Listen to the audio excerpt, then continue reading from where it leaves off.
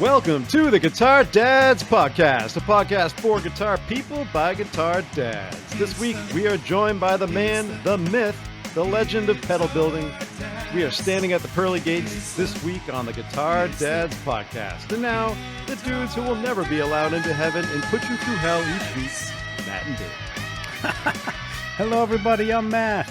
And I'm Dave, and welcome to the show, everybody. Thank you for listening, and thank you to our loyal listeners who are with us every single week. And if you're new, thanks for checking us out. Please come back next week. You know where to find us, at Guitar Dads Podcast on Instagram. Come join the Facebook group, having a lot of fun over there, as we do all the time. And check us out over on X, at Guitar Dads Podcast, and YouTube and all that stuff. You know where to find us. And of course, if you want to help out the show, we would greatly appreciate it. Go over to patreon.com/Guitar Dads Podcast, where you can help us out if you want. And a special thank you to our patrons who keep this thing rolling.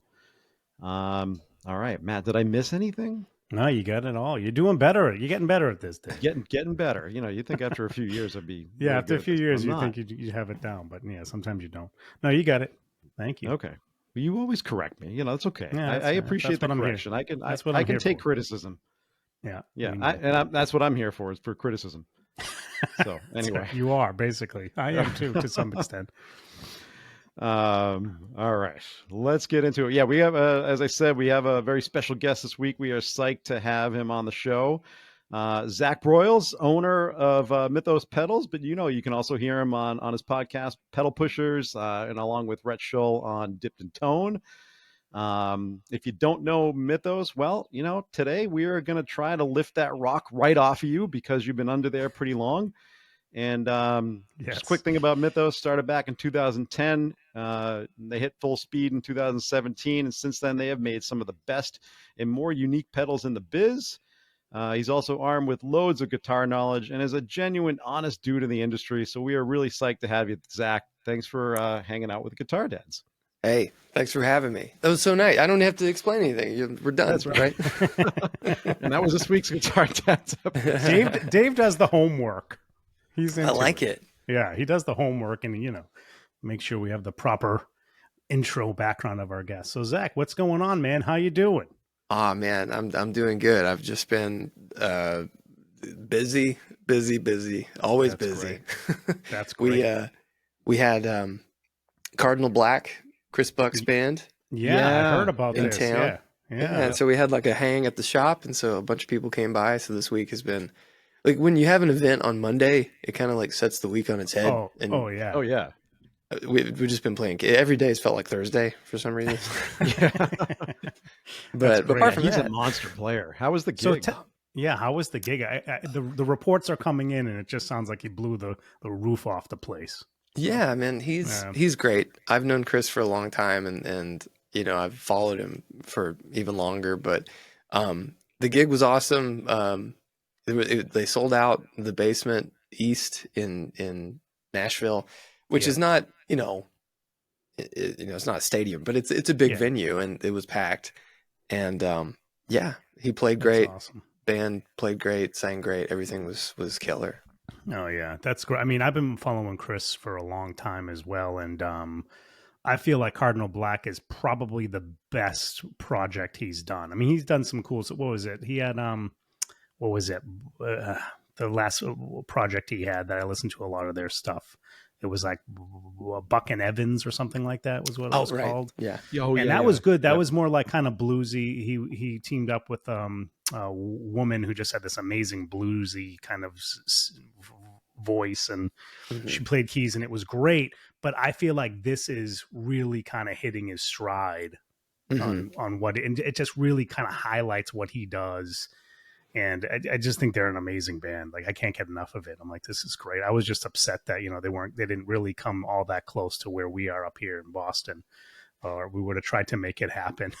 There were people that came down from all over the country. Yeah. Wow. Yeah. I mean, cause they're just an incredible band. They just sound so good. Yeah. But the clips are coming out now on everywhere. And I'm just like, yep, it's Chris Buck. He's incredible. Yeah, What do you- he good. He borrowed my deluxe reverb. Oh, did he did, really? yeah. Yeah. He had a victory, but he wasn't sure if like, you know, all the backline was going to be Oh yeah. like there. And so he asked me, he's like, "Do you have a deluxe?" I was like, "Of course I have a deluxe reverb. Yeah, I'm yeah. in Nashville." Yeah, And like I'm a natural. I've got one, and it sounded great. I mod, you know, everything, of course, so it was all tweaked out, and he was very enamored by it. So I was proud of that. Oh, that's awesome, man. You That's didn't give cool. him the 2-rock? The I offered deluxe? it. I offered. Oh, you did. did. You turned it I down. offered any of the 2 rocks. He's like, that's a lot of pressure. Yeah. Like, don't mess around. Yeah, my beat up old deluxe will do just fine. Now, did any of the guitar stores offer him like some crazy vintage instruments while he was in town to play? I know that happens a lot. Yeah, sometimes. Yeah, He borrowed a Les Paul Jr. from the Gibson Garage. I don't know. Oh, okay. He didn't play it at the show. I think Oh, he really? just he mostly hung on his Yamaha. Yeah. But yeah, sometimes I know that like Carter sometimes will loan out stuff if like the owners are cool with with it. Yeah. them doing it. But Yeah, that's pretty cool. Yeah, he's really become like the Yamaha guy to some extent, right? The Revstar. I never know what it's called. Revstar. Revstar. Yeah, he's become the Revstar guy, and you can see. I mean, look, that's great. I'm sure Yamaha is really pleased with him. Oh, yeah. Because I'm sure a lot of people are buying those guitars like, oh, I haven't taken a look at those for a while. I think it was Dip that he came on and talked about it. Yeah, I remember you guys had a long conversation with him about so everybody, if you haven't checked out Chris his interview that Zach and Rhett did, go check that out with Dipped in Tone. It's a great interview with Chris if you really want to learn about Chris. It's really great. Yeah. Cool. All right. Well, what do we think, Dave? I mean, let's talk to Zach. Zach, let's get into it. Obviously, we probably have some people listening that aren't as familiar with Mythos and what you do. So if you want to give like a quick rundown, just so we kind of have some background, and then we'll go. Well, yeah, like Dave said, I started 2010, and then on and off, pursuing it just for fun. And then when I moved to Nashville after I met my now wife, she really pushed me to try. And that's when I met guys like Joey Landreth, and way back then I met like Rob Chapman. Oh yeah. And so, that kind of got my foot in the door. But by 2017, we were making enough for me to like share my half of the rent. And I quit all my other jobs and started doing this full time. And really Mythos, our ethos, our ideology on pedals is just, they should never get in the way of you as a player. They should just accent what's already there. Even if they're doing something weird, I want everything that we make to feel like it's a natural extension of you as a player, and all simple, straightforward stuff, because it's all inspired by the tones and the pedals that I love as a player, collector, right? Pedal nut. Yeah, it's awesome. Wow. Yeah, and I think that's such a kind of a unique place in the industry, because like a lot of like we're all like tinkerers. We like to turn knobs and stuff like that, and people get obsessed when they first see a pedal come out. It's got like 1,000 knobs on it and buttons and all this.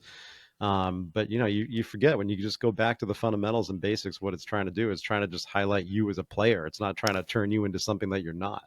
Right. Yeah. For me, it's all about like it is all about playing guitar. And I just want the pedals to be an extension of that, which, like, I think it's a bit ironic that I should say that. Yeah, no, that's why I laugh, because it's funny, because you're like, oh yeah, we're playing guitar here. We're not playing pedals. Yeah. But hey, if that's your thing, you just get every pedal, plug them all together. Buy them all. Yeah. Yeah. You go back to, we have a big catalog. You can do that if you want to do that. Yeah, totally. No, I think that's it's so great, because with your pedals and some other companies, I really appreciate like you can plug it in and get a great sound very quickly, right? You're not tweaking it like crazy. You put it in almost any setting it's on, it's going to sound good. And I love that stuff. I don't like, because I'm not a tweaker. I don't like to turn knobs. I don't like all this. I say that, but my pedal board is like ridiculous with MIDI and He's switcher. it's gotten out of control. It really, yeah. but the reason I did the switchers and all that, so I can just hit a button and everything's done, and I don't have to screw around with stuff. Because that's what I was finding is the board got a little out of control, and I'm like tapping, dancing around, and I'm like, it's enough of this. But I didn't want to sacrifice the sounds, so you go to the switcher, and then all hell breaks loose, right? But but like ease of use, easy to get a sound, I think is just the way to go for me, at least. Like you said, there's some other people that want to get into it. They want the Strymons, they want that's a whole thing, we know. Yeah. But yeah, it's great. And all of it's really kind of even more ironic because I'm finally building a pedal board for myself. I haven't had one. I mean, I used to gig before I moved to Nashville. I gigged almost every weekend. But my pedal board was like 4 pedals. So now I'm trying to finally build like my big boy pedal board. So I've got the gig rig. Oh, you do? I want to nice. have MIDI and stuff. You posted that, right, recently? I shared it on that Pedal Show's Facebook group. Yeah. Oh yeah, the gig rig. Yeah, started today. Yeah, I'm gonna need help figuring out the MIDI on that for sure. Oh yeah, that's pretty complicated. MIDI, that's not my wheelhouse whatsoever. I don't. Wouldn't. I went with what did I go with? I went with the Boss ES5. So trying to keep it as simple as I can. Yeah. But the gig rig stuff, that's definitely in my future. Well, it's one of those. That's one of those things. It's like, oh, eventually I'll probably need that. So I'll let you know how it goes. Yeah, let me know. Yeah. I'm pretty intimidated by it, but I want the flexibility of being able to like reorder things. Yeah, that's the cool thing about those kind of switchers is you can do. That's why I went with the Bosses because I was just going to go with the regular kind of analog one, right? And then like the quarter master, I think is what Gig Rig has. And then I was like, no, it would be cool to be able to just do all these different things and use MIDI. And all right, here we go. Now we're down this path. Yeah, so. Yeah. It's definitely not normal for me. Usually when I play pedals, I grab like a power supply and 2 cables and 1 pedal, and that's you're done. And you're done. Yeah, that's awesome. Nice and simple. Love that. But Zach, you've probably done this a lot, but just tell us like your background about how you even got into this. Like we kind of have a little bit of history about the company itself, but like tell us about yourself. Like how did you get into doing the pedals? How did this all unfold for you? Sure. I started playing guitar when I was 15, so that was 1999, I think. So like, early 2000s, all the, I feel like there was an explosion of pedals starting to happen around then, Oh yeah, totally. Yeah. Yeah. So I got into it pretty quickly. After I, started playing guitar, I started getting pedals and stuff, but about 2005, I guess, I had moved out and I was I've always been a relentless tinkerer. I've modded every guitar, I've tweaked every amp, but I wanted to mess with some pedals, and I'd seen these things that were popping up that Robert Keeley was posting that he was doing mods and Analog Man, and so I bought Brian Wampler's book. Yeah, I was going to ask if you got that book. Yeah, I've got it. I still look at it occasionally when I get some like old Boss stuff in. But I started modding that way. And so every week, pretty much, or every couple weeks, I would buy pedals on eBay or locally. I would mod them, flip them for a small profit, and then put it right back into buying the next pedal to do the same thing over and over and over. Yeah. And so I just built up this knowledge by doing that. And then eventually I had a red Dunlop fuzz face. One of the good ones that had like, the good transistors, and it was cool. And then it just died. It turned into a radio. And oh, no. Yeah. No. So I opened it up and I thought, well, this isn't that many parts. So I made one from scratch in that enclosure. And that was like the first pedal that I built, and it worked. Nice. And wow. It gave me the bug. Oh, I bet. And that was it, huh? Yeah. Just all went from there. Mm-hmm. So it all comes down to the fuzz face. So then after that, you started, you're like, oh, I can do this. I can build my own circuits. And yeah, I guess there is some other stuff that happened. So I started making stuff for myself and for friends, and I would order PCBs and modify them. And just slowly but surely started, making one, and then people would be like, hey, make me one. So I'd make like 3 or 4 at a time. And about in 2010, I said, well, this needs a name. And I'm from Sparta, Tennessee, so a really small southern town, but Greek name. Yeah. And I thought, well, maybe we call it mythological and it ties together with Sparta. And then I had a buddy named Mike who said, mythos is Greek for myth. And I'm like, that's way cooler. And so that's, and it is. And he was right. So thanks, Mike.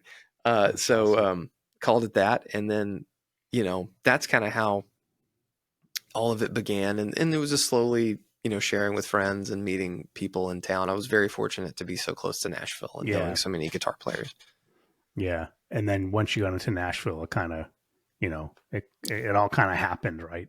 Yeah. I mean, like I consigned stuff at Carter before I started working there. And then when I worked there, it was a really great opportunity. I mean, it was a great opportunity to learn about guitar, but also to sell stuff. Yeah. Yeah.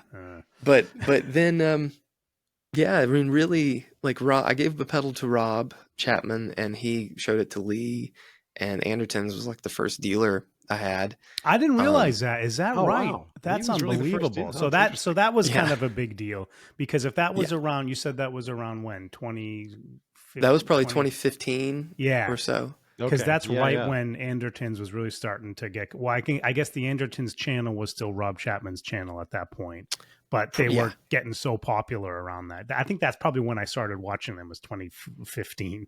That's when they came across my radar. So I mean, I was right place, right time, and that was very fortunate. And then I had met Joey Landreth in 2014.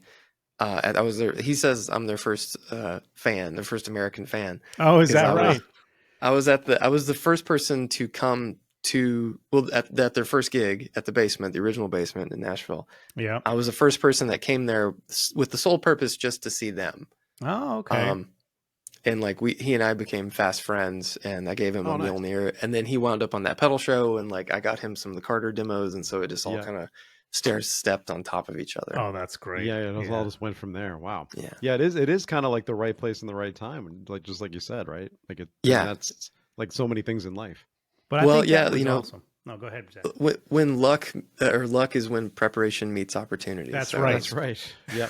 That's what I always say. It's not luck. It's not all fate. It's not none of that. It's like you're putting the work in, and at some point it's going to pay off. And sometimes those things just happen where you do happen to be in the right place at the right time. But because you put the effort in, the opportunity, offered itself to you, Right. And it's also true that like you probably knew that this guy Rob Chapman and Andertons, like they're onto something, right? Like they weren't huge at the time. I mean, I don't know how many subscribers Chapman had back then, but it wasn't what he has now.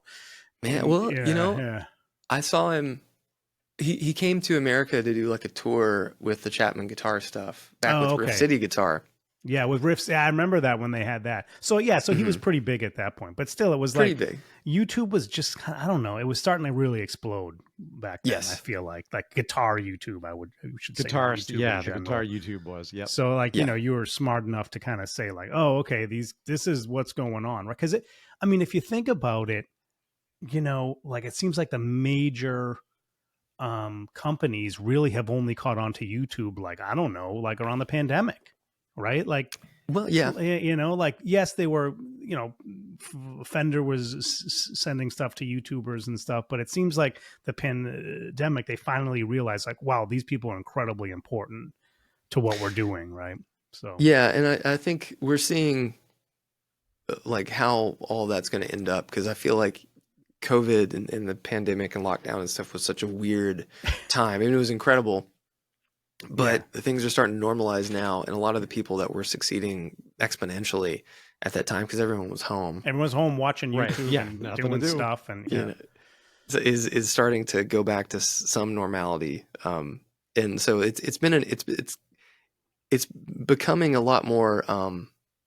It's changing the YouTube game, but I think it is the most important thing that a business can do. That anybody can do if you want to be relevant. You just get good on camera. Yeah. Yeah. I think that's just what it is, right? I mean, Josh Scott is a prime example. It's all about. Yeah. Yes. Yeah. Josh. Like everything Josh has done is like, it's unbelievable. But I mean, you've kind of leaned into that as well the last kind of few years, it seems. Am I right about that? Or Oh yeah. I mean, like Josh was definitely a a huge influence. And I talk to Josh not every day, but every week. He and I chat, and Nice. he's such a kind, supportive person. And over the past year, really, I decided I have his picture on my desk. I have a signed photo of Adam Savage, because from MythBusters, if you're Right. unaware. Yeah. And he to me, like his YouTube is like what I want to be, just about guitar. And so that's kind of the route we've adopted here. It's like we're just gonna have fun and mess with stuff and be goofy on camera and be ourselves and make it a little bit more candid feeling and not so produced. And that, I think it's really working. I mean, it's not like, you know, I'm not getting millions of views, but it is helping me connect with people in a really truthful way, I think.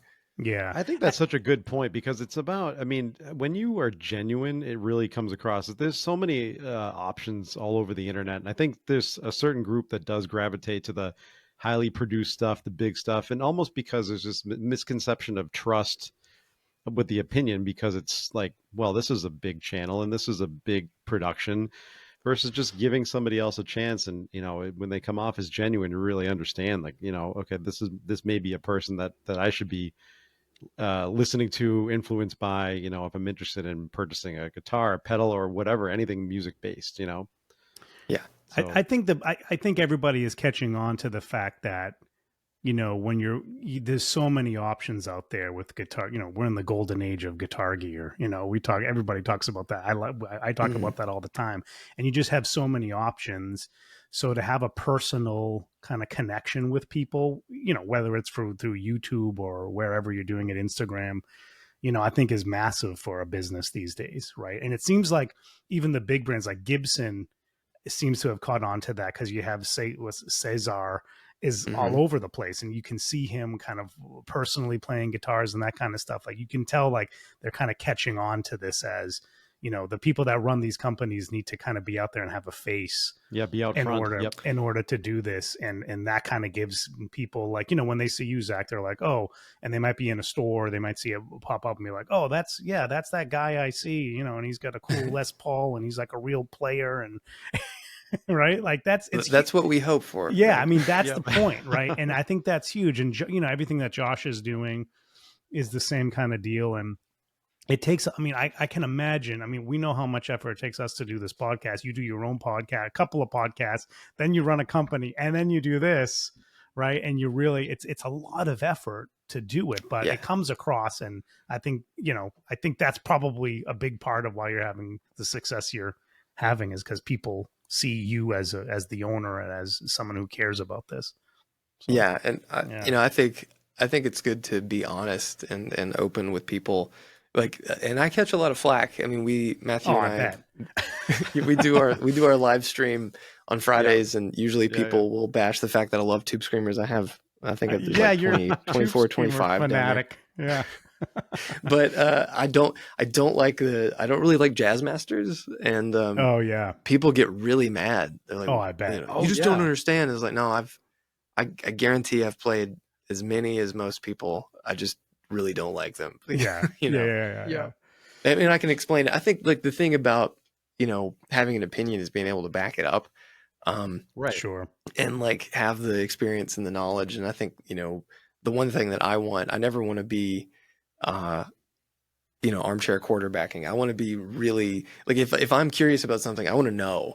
And so I'll go and do the work. And like, I've bought a lot of stuff over the years just to know, like, if I like it. More often than not, I don't, but you know, you don't know until you try it, and you have to live with stuff.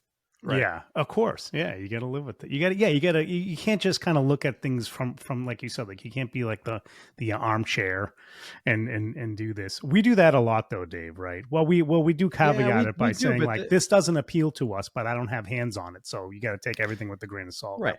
Well, there's that. I mean, aesthetic is a huge thing. Yeah. Of course. Yeah, but that's the first thing, right? You know, you go to a guitar store, you look for a pedal online. The first thing that's going to catch your eye is, what does it look like? Unless you have something exactly in mind what you're looking for, something's going to catch your eye as you're scrolling by.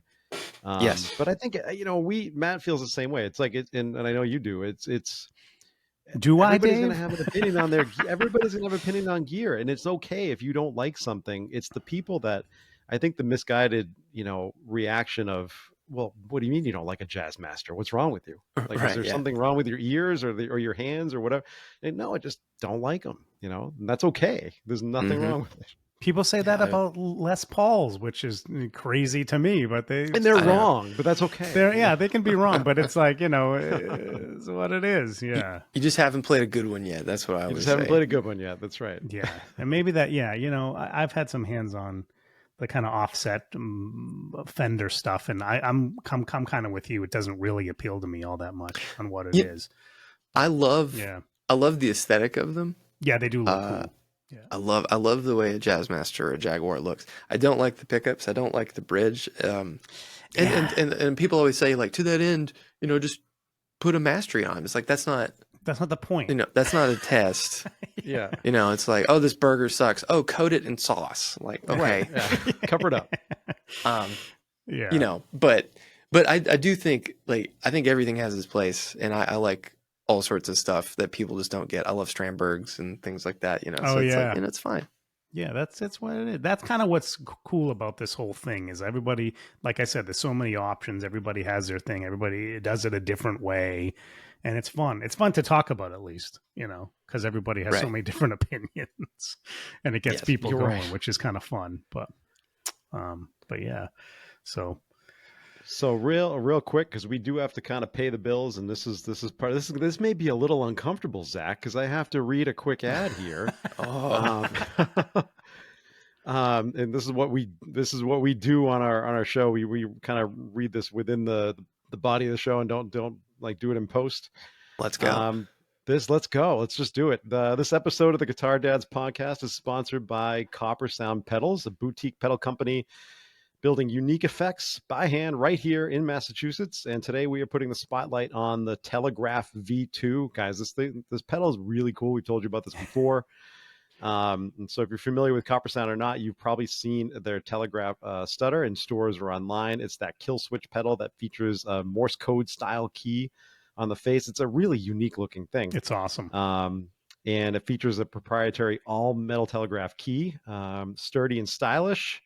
And that upgrade now allows the player to control the effect with their feet. And so in addition to the classic kill and activate modes, the Telegraph V2 most popular feature is the brand new burst mode. Now this thing is cool as well. Burst mode is an automatic tremolo like stutter, adjustable from 110 BPM to around 1,000 via the burst knob. Try doing that with your foot, guys. Ain't gonna happen.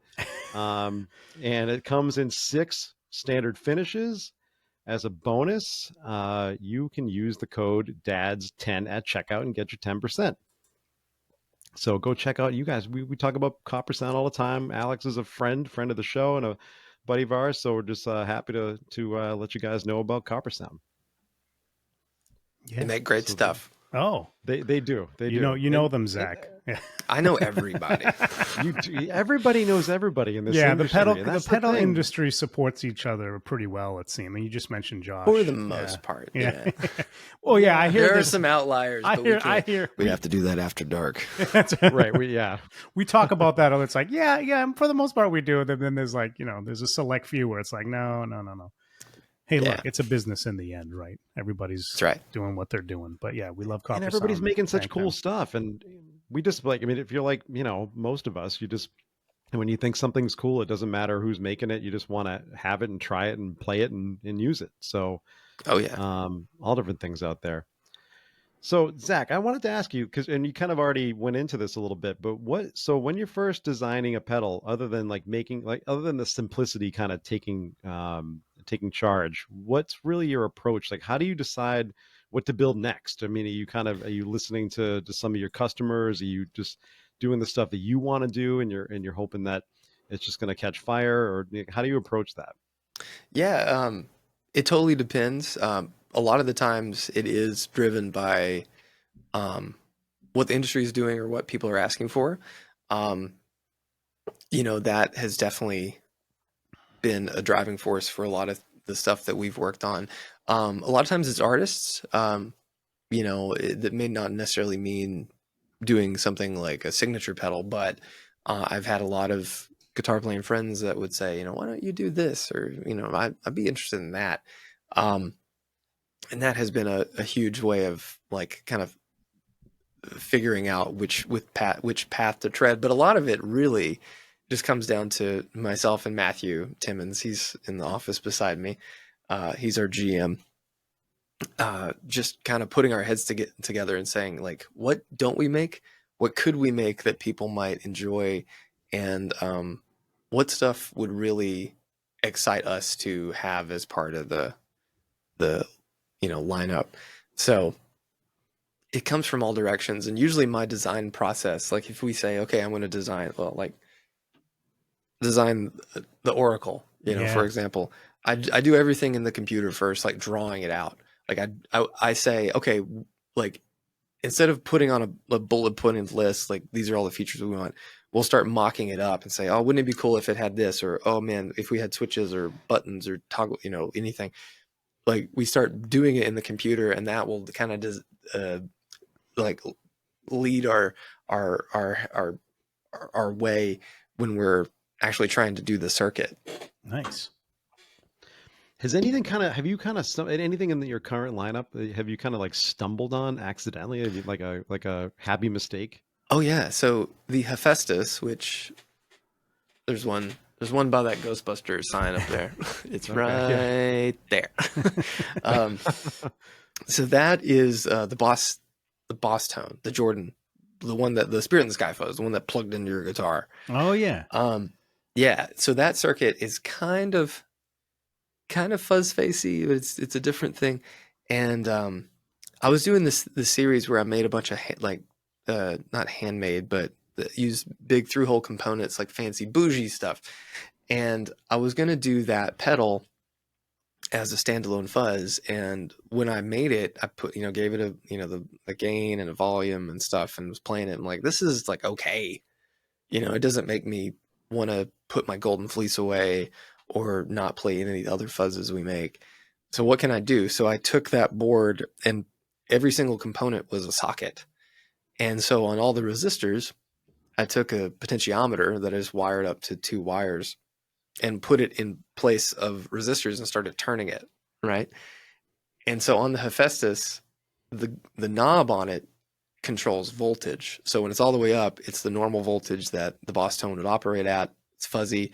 But then when you turn it down, it changes the voltage and introduces a sub-octave harmonic. Oh, which cool. I was sitting in the floor, the guys were building stuff. I was sitting with my amp and just like a guitar in my lap and just literally on the floor with a PCB and a pot and wires, and plugged in and hit a note and went dig do, and they were like, whoa. Cool. They're like, what did you do? What happened? How'd you here? do What that? Can we repeat that? And every single one does it. They all sound different, but that's like, it's the anti-Octavia, and it's so weird. My old one of my old builders, McKinley, said it sounds like the devil's saxophone. Oh, that's great. I love it. That's great. That's awesome. I love those. We love those kind of stories, right? It's like, how do you stumble across this stuff? It's so good. But that's what it is, right? You get in there tweaking with stuff, and then that stuff happens, right? That's kind of how it works. You never know. Yeah. You never know how like things can just like change, because all of that circuit is dependent on the transistors. So when I change the transistors in the circuit with the same control setup, didn't happen. So okay, interesting. Yeah, so we have to measure every transistor in that pedal to make sure that it will do that, because if it's a bit too gainy or not gainy enough, then it's just a fuzz. Like nothing else happens. Yeah, nothing happens. Yeah. So that's wild. Yeah, so it's a really exact little number that we have to hit, and lucky for me, I scour eBay for parts all the time, and I bought 3,000 of these transistors, and most of them fall within the range. So it's we're surviving. Yeah, it's a good percentage there. That's great. Yeah. One thing I want to ask you, Zach, this is I guess this is more like I don't know. I'm interested in this kind of stuff of how the industry works. You are somewhat unique in that you work exclusively through dealers, right? You don't have like a storefront on your website like everybody else kind of does, right? Am I right about that? Can you buy all your pedals on your website, or am I wrong? Well, you have I guess what I should say is you have a lot of signature store like store exclusive ones. So you lean into dealers that way. But but yeah, I mean, tell me about how you think about that and how that goes for you. Right. So we switched back on selling pedals a while ago direct, which it was never. Okay, during COVID, things got too crazy. Yeah, and with dealers, with dealers, I couldn't manage doing both, and so I said, "Hey, you guys can have all of it. If I do limited runs or like a Joey High Road or something, I'll sell it. Otherwise, you guys handle literally everything else." And so now that we've started to like normalize and figure out, where the industry's kind of plateau or level off at, maybe not plateau, I don't want to say that. Yeah. We've turned the site back on, but we don't sell anything that's store exclusive, of course. And then new stuff, we let the dealers have that. So the Herculean Deluxe. Okay. Yeah. The Herculean Deluxe came out at March, I guess. Yep. And we still don't sell it direct. We let the dealers have all of that. And so working with the dealers is like incredible because you have a staff, that's really trying to help you sell stuff. So you definitely don't make as much money selling through dealers, but it is it's a good relationship. And the thing that we try to do, Matthew and myself, is really try to connect with these stores so that we're supporting them.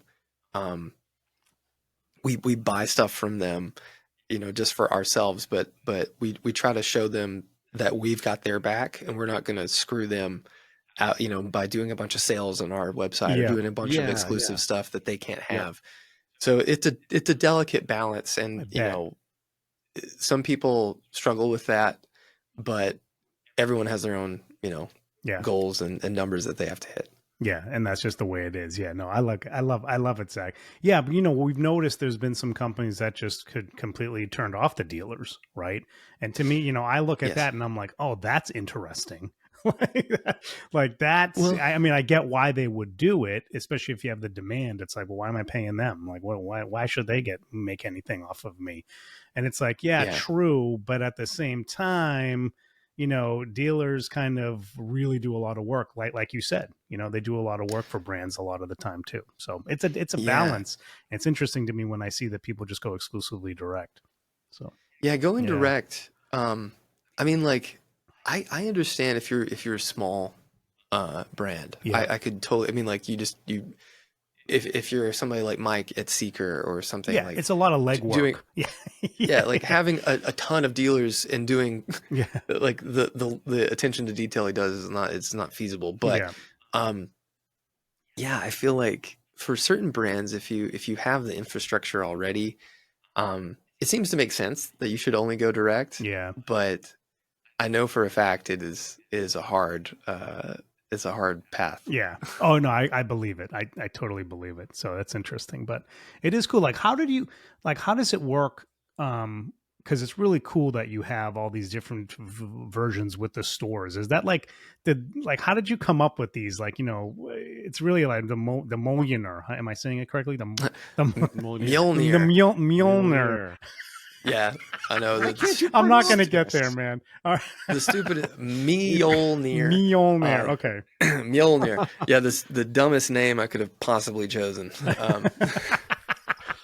No, I love it. So, like, a lot of it is brands coming to us and saying, or stores being like, "Hey, we'd love to do this or that." The Wildwood Mjolnir, that was me going to Wildwood and sitting with Steve, the owner, who's like the nicest guy in the whole world. He's the best. And we were just talking. He's like, if we're going to be a dealer, we have to have something exclusive. And I was like, well, what if we do this? And he was like, yes. And that has been a huge pedal. The Wildwood version of the Mjolnir sells really well. We're super proud of it. Yeah, it's really. But sometimes it's just, a colorway, or we'll bounce ideas off of. The hardest thing is oftentimes dealers, and I'm sure every brand can attest to this, is they'll go, I don't know, what do you think? I'm like, I don't know. What do you guys want? What do people buy at your store? Yeah. What do your customers want? What do you guys want? Yeah. That's awesome. No, that's great. I think Are we looking to the future of any exclusives for the Herculean Deluxe? Because I got to say, when Philip the 40 watt told me I needed to buy that, Dave and when wants the Philip info. says something, I usually listen. That has become like very quickly my favorite pedal. Between that, my Copper Sound Foxcatcher, my Tumnus and Pantheon, I feel like, and I will never sell pedals because I'm just too much of a collector of things. Sure. But those are really the only 4 that I feel like I use these days. But the Herculean that thing is insane. Well, thank you. What was the genesis of that? That was, so the Herculean, initially when I first really started, when I said I'm going to do this, I had the Mjolnir, I had the Daedalus, which subsequently Copper Sound made another pedal called the Daedalus, so I changed that name. They did, yeah. I had it first, but it's okay. I'm not mad. Oh, jeez. It's all right. All right. And then I made the Herculean. The Herculean initially was just an 808. Yep. And so I said, let's rethink this. I want to basically consolidate all the drives. I want my Klon thing, and then want everything else to kind of live in the Herculean. And so I bought every pedal that people are like, this is the be all end all drive. I bought a Janray, a Timmy, a Tim, a Lightspeed, like all the stuff.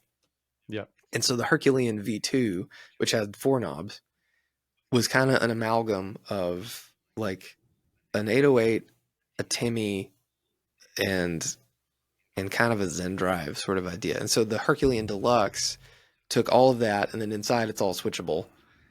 And then the other side is my modded out Bluesbreaker, because I think a stock Bluesbreaker sucks. Not the amp. Not the pedal, amp, like the pedal. black, the black box. Yeah. I don't disagree with you. It's not one of my. It's not my thing either. Yeah, and so the stock one. Yeah. Yeah, like if it's not modded, it's just like it's just 1 or 2 good sounds. Yeah. So we just said, you know what? Everyone's been asking for a 2-in-1 drive, so let's relaunch the Herculean and get it out there. Everyone just kept on thinking it was this Tube Screamer. It is decidedly not. No.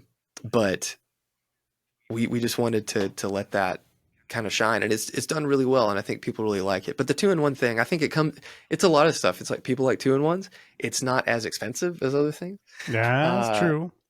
And I think it's cool. I think it's a classy looking thing that is appealing to a lot of people. It doesn't alienate anybody just based off how it looks. Oh yeah. And it's easy to use. Yeah. And it's very simple. It's very simple. And the only things we're going to do in like coming up is do some small revisions on the board, because the thing that makes the order switcher work are relays, and I have a finite supply of those, so I need to like rework the switching, but that's all like out of the audio path kind of thing. Yeah. Things that have to change, but we're not going to do any limited. Usually on most of that stuff, it's probably about 6 months at least to maybe a year before we ever mess with it. We just now did our first limited Fates chorus. And that one has been out for a while now. Oh, cool. Yeah, that's cool, man. I love that pedal, and I keep telling Matt he's got to get one too. So. I don't have one, but I played Dave's, and it is pretty awesome. I played it through Dave's what is his Marshall SV20, like the kind of the 20-watt plexi thing that they have. I played it through that, and it was giving up the goods. It's pretty great. When it's loud, that's where it really shines. Yeah. I mean, and everything I play is just this obscenely loud. All of my amps. Yeah, I have a few quiet ones, but not really. That's how it should be. You got to crank up the amps. Absolutely. That's actually a good point. Like if you're gonna have an amp, like a tube amp, you got to kind of play it loud. Like that's, like people. Like I went down this road where I was like, when my kids were young, and I didn't have this room here that's built, which isn't soundproof, but it's much more soundproof than when I didn't have a room. I was like, oh, I want a tube amp sound, but I need to do it at low volume. And I went down this road again in these like lower wattage tube amps. It just doesn't work. No, right? I mean, you agree with that? Yeah. Oh, 100%. Yeah. I think, like, because I get asked, I do, an AMA every Friday. Yeah, you do. Yeah. And people ask, like, what's the best tube amp for home practice? Like, there's not one. Don't just do like it. get a solid. Get a Yeah, katana it's or all a true. Yep. catalyst and practice, like actually practice. And then when you have a chance to like play loud, play loud. Yeah. Yeah. I that's so, It's such a good point. if I It's didn't so live true. it I had myself, a yeah. katana too. I had a katana 50 that I just wasn't using because I bought it for that exact reason. I wanted Mhm. to have something to practice with, and it just didn't do the thing. And I ended up selling that a while ago, and then Matt finally convinced me, just get a stomp and then just play through that. And that's what I practice with at night when the kids are asleep or whatever. EHX stomp. Yep. Yeah. And it works, but there's nothing like cranking your tube amp. And so Oh, when no. nobody's home and I can just step out of the room and turn that thing up or any of the, the amps that I have, and it's just fun. But I will say Yeah, there's I- so many options out there now for these things, right? Like whether it's, I mean, HX Stomp's probably a more expensive option, but there's so many like different digital things that are Oh inexpensive yeah. I mean, that sound, Mhm. I mean, that sound really good, right? Oh, yeah. For me, like even though I have like all these, I have two HX Stomps and stuff, but I love the Neural DSP plugins, right? Like they just sound Yeah. incredible to me, and they're right around $100 each, and it's like that's Mhm. just incredible. Like the tones you can get out of these things, unbelievable to me. And it's like $100, and it's like, oh my god, right? And $100 Yeah, for some people might be that- like a lot of money, but it's come on, right? Find an Yeah. amp that sounds that good for $100. Yeah. Yeah, that's right. the plugins, the neural plugins is all I use for like making demo tracks really? and Yeah. YouTube stuff. Yeah, it's and so I love easy, it. right? It's so easy. Oh yeah. Yeah, I think that Yeah, they take pedals, which is and they wild. take you can. Yeah, I was gonna say for you kind of have to do that, right? You got to put pedals into them, but for recording in particular, I don't think it gets easier than like those kind of, and the sounds are so good. The intro to this podcast is done with a Neural DSP plugin. It's done with the Soldano, I believe, the SLO Nice. 100, and like that thing just kills me. I'm like, oh my god, I almost had to buy it. So I know you got one. I don't know if you got rid of it yet. No, Zach. I still got it. Yeah. But the Soldano, I almost bought a Soldano just because I heard that plugin. I was like, this is unbelievable. But I love it. It's so good. Yeah, awesome. Well, Zach, I know we're coming up on time, and you have to get to your live stream. So I wanted to get to a couple listener questions here as we approach the end. Dan Horrigan is a member of is a listener and a member of our Facebook group. He had a couple questions. Oh, did he? How does he grow and maintain that glorious beard?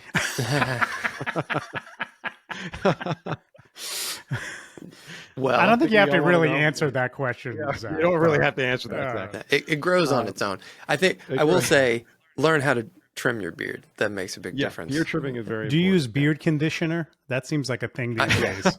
Well, I use beard oil. Beard oil. I guess that's the same. Yeah, you got to keep that thing. Oil. Yeah, sorry, that's my southern note. Oil. Oil. Oil.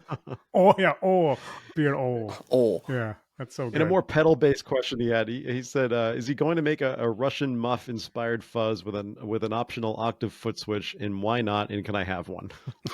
Kind of. Oh. But okay.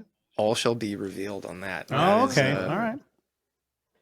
I can't say anything without giving it of course. all away. Yeah. Okay. Yeah. Keep that on the DL then. But just get an Argonaut in the time being and stack that with your Argonaut fuzz du jour. Okay. Get an Argonaut. That's a great point. Say nothing else. All right. Well, Zach, I know, like we said, we know you have to rush off to your to the live stream in a little bit, so we don't want to take any more of your time. We had a blast having you on the show. Thank you so much for your time coming on. Can you, in the last little bit here, just like kind of blast out all the socials and your website and everything else? Yeah, just go to mythospedals.com. You can learn all about the pedals or find us any place that an @ works, @ Mythos Pedals. We're all on all the things, but I think the biggest thing for us is subscribe on YouTube. That's where all the fun stuff is. And you can just hear Matthew and I make stupid jokes and play guitar. Awesome. And it's pretty fun. It is. I have a lot of fun watching. Like I don't usually catch the live stream at the time, but I'll go watch it on YouTube later. And you guys, it's really fun to watch. So guys, go check that out too. And if you guys don't have one of Zach's pedals on your boards, like, come on now, you got to do it. And No pressure. It's ridiculous No if pressure, you but don't. you got to do it. I mean, this is the real deal, guys. So just I would highly recommend it.